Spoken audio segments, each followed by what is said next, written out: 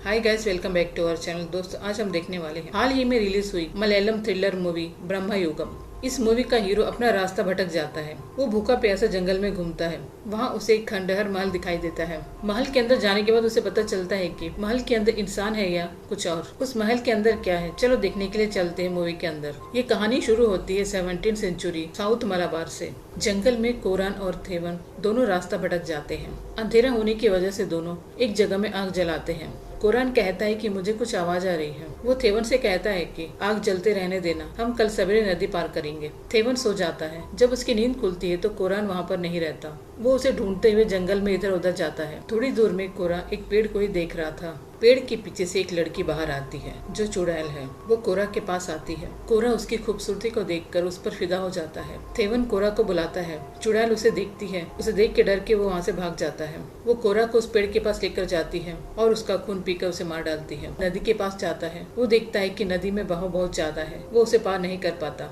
जंगल में वो अपना रास्ता भटक जाता है। उसे एक खंडहर महल दिखाई देता है। वो जगह दिखने में ऐसा दिख रहा था कि वहाँ पर ना कोई रहता हो। वो भूख के कारण वहाँ पे पड़े नारियल को तोड़ के खाने लगता है। तभी उसे एक आदमी की आवाज आती है। वो उसे पूछता है कि तुम यहाँ क्या कर रहे हो। थेवन उसे कहता है कि मुझे भूख लगी थी, इसलिए मैं नारियल तोड़ के खा रहा हूँ। यहाँ से जल्दी चला जाऊंगा। वो आदमी कहता है कि यहाँ तक आ गए हो, तुम वापस नहीं जा पाओगे।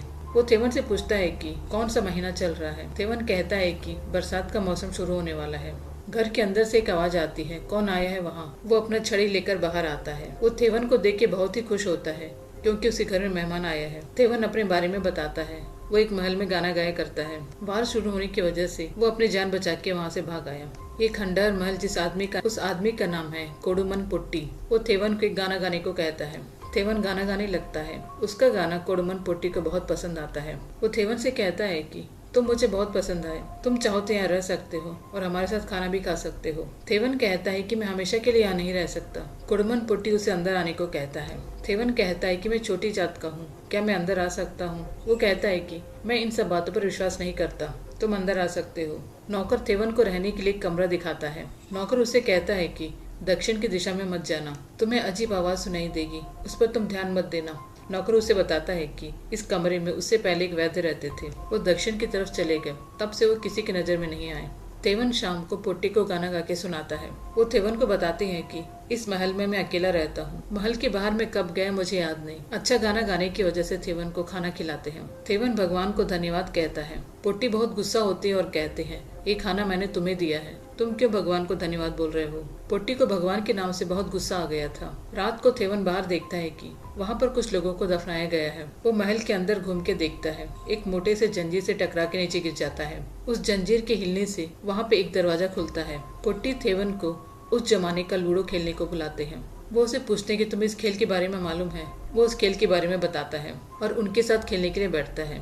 वो कहते हैं कि खेलने से पहले तुम्हें कुछ रखना होगा, धन दौलत जो भी तुम्हारे पास हो। थेवन कहता है कि मेरे पास तो कुछ भी नहीं है। वो कहते हैं कि तेरे पास है लेकिन तुझे पता नहीं है। वो सोचता है कि उसके पास क्या है। पोट्टी कहते हैं कि तेरे पास समय और उम्र है। समय सबके लिए बहुत ही इम्पोर्टेंट है। पोट्टी चाहते हैं कि थेवन अपना बाकी का समय यहीं पर बिताए। ये सुन के थेवन घबरा जाता है। वो कहता है कि मुझे यहाँ से जाना होगा, मैं ये खेल नहीं खेल सकता। पोट्टी अपना हाथ बढ़ाते हैं। थेवन जैसे ही गोटी को देने जाता है वो अपना हाथ खींच लेते हैं। वो गोटी नीचे गिरकर खेल शुरू हो जाती है। चालाकी से पोट्टी खेल को शुरू कर देते हैं। इस खेल में थेवन जीत जाता है लेकिन पोट्टी अपनी पावर से पासे को पलट देते हैं। वो जीत जाते हैं। थेवन हार जाता है, यानी थेवन को यहीं पर रहना होगा। थेवन नौकर से जाके बात करता है। वो पोट्टी की बहुत तारीफ करता है। वो कहता है कि मुझ जैसे गरीब के साथ वो बहुत अच्छे से पेश आ रहे हैं। ये सुन के नौकर हंसता है और कहता है जो दिख रहा है वो असलियत नहीं है। रातों खाना खाते समय पोट्टी थेवन से पूछते हैं कि तुम उस नौकर से क्या बात कर रहे थे, तुमसे उस नौकर ने कुछ कहा। थेवन झूठ कहता है कि उसने मुझसे कुछ नहीं कहा। पोट्टी थेवन को बताते हैं कि तुमसे पहले एक आदमी रहता था, वो अचानक से पागल हो गया, इसलिए मैंने उसे शान से सुला दिया। दक्षिण की तरफ उसका कब्र है। कब्र के अंदर वो एकदम शान से सो रहा है। ये सुन के थेवन डर जाता है। नौकर वहाँ आके दिया जलाता है। पोट्टी उसे और खाना मांगते हैं। वो कहता है कि खाना पूरा खत्म हो गया। तभी जंगल से उल्लू की आवाज आती है। पोट्टी कहती है कि उल्लू की आवाज मतलब मौत की खबर। वो नौकर से पूछते हैं कि तुझे मौत से डर नहीं लगता। वो उसे खाना बना के लाने को कहते हैं। वो खाना बनाने से मना करता है। वो उसे घूरते हैं जिससे वो पूरा महल हिलने लगता है। वो अपने नाखून को टेबल पर खरोचते हैं जिससे वहाँ की सारी चीजें गिरने लगती है। वो अपना हाथ आगे बढ़ाते हैं नौकर सीधा उनके पास आ जाता है। वो उसका गला पकड़कर दबाते हैं। थेवन उसे छोड़ने को कहता है। वो थेवन से कहते हैं कि इसकी इतनी हिम्मत, ये मेरी बात नहीं मान रहा है। पुट्टी नौकर को ऊपर उठा के नीचे फेंक देते हैं। नौकर जाके खाना बनाने लगता है। थेवन नौकर से पूछता है कि आखिर ये कौन है। नौकर थेवन को बताता है कि इससे पहले जो भी यहाँ पर आया, पुट्टी ने उसे मार डाले। मैंने ही उन्हें यहाँ पर दफनाया है। वो इस महल के बारे में थेवन को बताता है। चुड़ालन पोट्टी ब्लैक मैजिक किया करते थे। वो अपनी पूजा से माता वराही को बुलाए। उसकी भक्ति से खुश होकर माता वराही ने उसे एक बॉक्स दिया। उस बॉक्स के अंदर जादुई शक्ति मौजूद थी और उसके अंदर एक पिशाच था। चुड़ालन पोट्टी उस पिशाच को जंजीर से बांध के रखता था और उसे बहुत ही कष्ट देता था। एक दिन पिशाच ने उसे मार दिया और पूरे महल पर कब्जा कर लिया। महल में रहने वाले लोगों को भी उस पिशाच ने मार डाला। बहुत सारे तांत्रिक आए उस पिशाच को भगाने के लिए, लेकिन कोई भी यहाँ से जिंदा नहीं जा पाए। चुड़ालन पोट्टी का आखिरी वंश था कोडमन पुट्टी, जो इस महल में है। उन्होंने उस पिशाच को इस महल के अंदर बंद कर दिया। वो थेवन से कहता है कि अगर तुम रात को घूमोगे तो तुम्हारे लिए भी मुझे एक गड्ढा खोदना पड़ेगा। एक दिन वो चुड़ैल महल के अंदर आती है। ये थेवन देख लेता है और उसका पीछा करते हुए जाता है। वो कोडमन पुट्टी के साथ रोमांस करती है। थेवन उसे छुप के देखता है। वो उसे देखती है। वो डर के वहाँ से भागने लगता है। अगले दिन थेवन नौकर से कहता है कि मैं यहाँ से जा रहा हूँ, अभी मेरे साथ चलना चाहिए। नौकर कहता है कि मैं कहीं नहीं जाने वाला। थेवन अपने कमरे में आकर कपड़ा सब बांधने लगता है। तभी वहाँ पर कोडमन पुट्टी आ जाते हैं। उससे पूछते हैं कि तुम कहाँ जा रहे हो। वो कहता है कि घर पे मेरी माँ अकेली है, मुझे जाना होगा। वो कहते हैं कि तुम जा सकते हो, लेकिन बाहर तो बहुत बारिश हो रही है, तुम जाओगे कैसे। तभी अचानक मौसम बदलने लगता है और तेज बारिश होने लगती है। उस जमाने में बारिश गिरने से 1 महीना 2 महीना लगातार गिरती रहती थी। थेवन वहाँ से निकल नहीं पाता। बारिश तो बंद होने का नाम ही नहीं ले रही थी। ये बारिश अभी नहीं रुकेगी, ये बारिश सालों तक चलेगी। वो बताते हैं कि इससे पहले यहाँ पे एक नाचने वाला रहता था। ये बारिश 3 साल तक नहीं रुकी। वो धीरे धीरे पागल हो गया। थेवन पूछता है कि आपने उसे मार दिया। वो कहता है कि मुझे यहाँ से जाकर भगवान के लिए गाना गाना है। पुट्टी कहते हैं कि ये ब्रह्म युगम है, कलयुग का सबसे भ्रष्ट युग। इस युग में भगवान से कोई फल नहीं मिलता। मैंने सोचा कि तुम सबसे अलग हो, लेकिन तुम भी सबके जैसे ही हो। नौकर थेवन को अपने हाथों से बना शराब पिलाता है। वो अपने मालिक के लिए बना के रखा था। थेवन बताता है कि उसका घर नदी के किनारे ही है। वहाँ की मिट्टी बहुत ही पवित्र है। उसकी माँ उसका इंतजार कर रही होगी। वो नौकर से पूछता है तुम्हारा कोई परिवार नहीं है। नौकर कहता है कि मेरा कोई परिवार नहीं है, मैं अकेला हूँ। थेवन सो रहा था। तभी अचानक उसकी नींद खुल जाती है। वो अपने सामने एक पिशाच को दिखता है जो उस पर हमला करने वाला है। वो डर जाता है, लेकिन ये सब उसका सपना है। वो बाहर आकर देखता है कि तेज बारिश हो रही थी। बारिश में भीगते हुए नौकर एक गड्ढा खोद रहा है। थेवन उसे कहता है कि ये गड्ढा तुम क्यों खोद रहे हो। नौकर उसे घूर के देखता है। वो समझता है कि वो गड्ढा उसी के लिए है। वो वहाँ से भागने लगता है। वो ज्यादा दूर नहीं जा पाता। अचानक उसे पेट में दर्द होने लगता है। फिर भी वो धीरे धीरे जाता है। फिर वो खून की उल्टी करने लगता है। फिर वो समझ जाता है कि यहाँ से बाहर जाने की वजह से उसे ऐसा हो रहा है। वो रेंगते हुए वहाँ से महल की तरफ आता है। कोडमन पुट्टी बाहर खड़े उसे देखता है। वो उसके पैरों के पास आके गिर जाता है।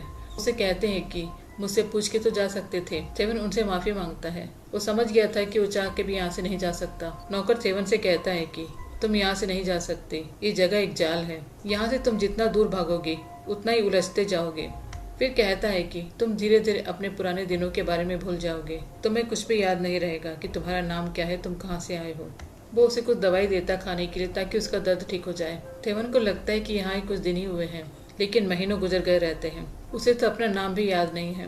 नौकर उसे एक रूम में लेकर जाता है जहाँ एक इंसान की लाश रहती है। वो उस लाश के बारे में कहता है कि ये भी यहाँ आकर फंस गया, ये इस महल का मालिक है। फिर वो भूल गया कि वो क्यों यहाँ आया था। जैसे उस लाश का कपड़ा हटाते हैं, थेवन देख के चौंक जाता है, क्योंकि ये कोडमन पुट्टी है जो यहाँ पिशाच को पकड़ने के लिए आया था। थेवन सोचने लगता है कि जो उनके साथ है वो कौन है। नौकर बताता है कि वो जो भी है वो इंसान नहीं है, वो एक पिशाच है। उसने अपनी दुनिया बनाई है जो उसके हिसाब से चलती है। हम यहाँ पर फंस गए हैं, यहाँ से निकल नहीं सकते। पुट्टी के लाश को दोनों मिलकर उस गड्ढे में दफना देते हैं। नौकर थेवन को बताता है कि महल के अंदर एक कमरा है जिसके अंदर एक ज्योति है जो हमेशा जलती रहती है। उस ज्योति को हमें बुझाना होगा। कमरा इस जमीन के नीचे है। वो ज्योति एक जादुई शक्ति की वजह से जलती रहती है। उस कमरे के ऊपर ही पिशाच रहता है। वो ज्योति ही उसकी शक्ति है। उस कमरे की चाबी कहाँ है किसी को नहीं पता। थेवन को लगता है कि ये चाबी पुट्टी के पास ही होगा। थेवन पुट्टी को खेलने के लिए बुलाता है। पुट्टी कहता है कि तुम्हारे पास दाव में लगाने के लिए कुछ भी नहीं है।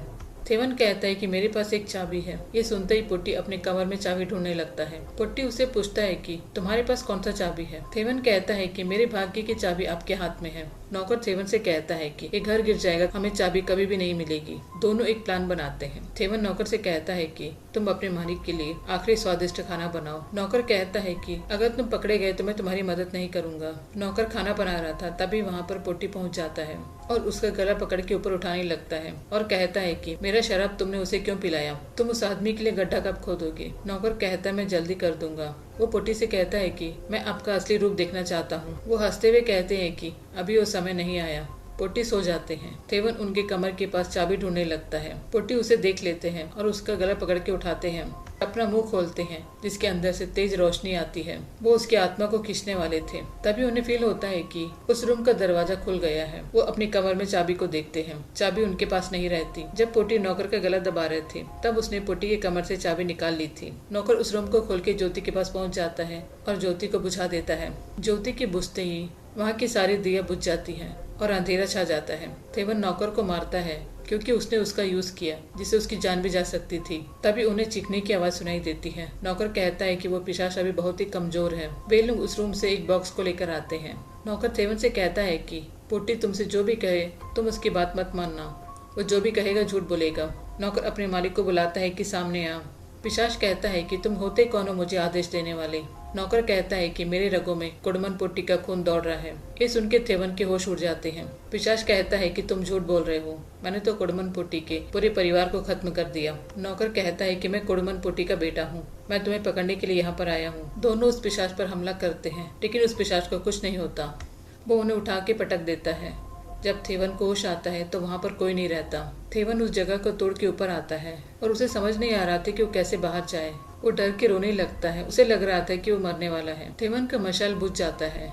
नौकर अपना हाथ काट के खून नीचे डालता है। वहाँ पर वो पिशाच आता है। वो नौकर को देख के बेटा बोल के बुलाता है और उसे बचपन में छोड़ के जाने के लिए माफी भी मांगता है। लेकिन नौकर को मालूम था कि ये सब पिशाच की जाल है। वहाँ पर थेवन आ जाता है। नौकर थेवन से कहता है कि वराही माता का बॉक्स को ओपन करो क्योंकि मैं उसके अंदर उस पिशाच को कैद करने वाला हूँ। पिशाच थेवन से कहता है कि उस बॉक्स को खोलोगे तो तुम मर जाओगे। ये सुन के थेवन डर जाता है। नौकर कहता है कि उसकी बात मत सुनो। पिशाच नौकर पर हमला करता है।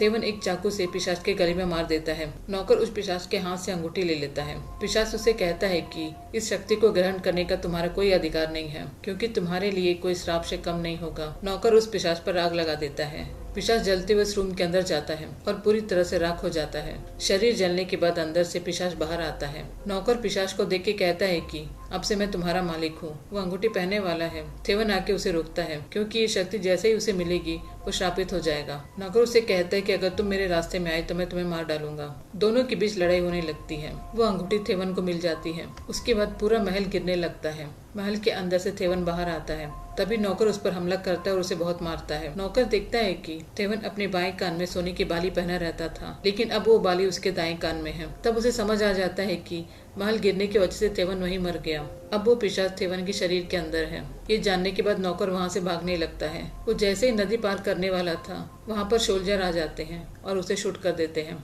थेवन एक नदी के किनारे आता है। उस अंगूठी को पहन लेता है। पानी में खुद को देखता है लेकिन उसकी झलक की जगह वो कुडमन पुट्टी को देखता है।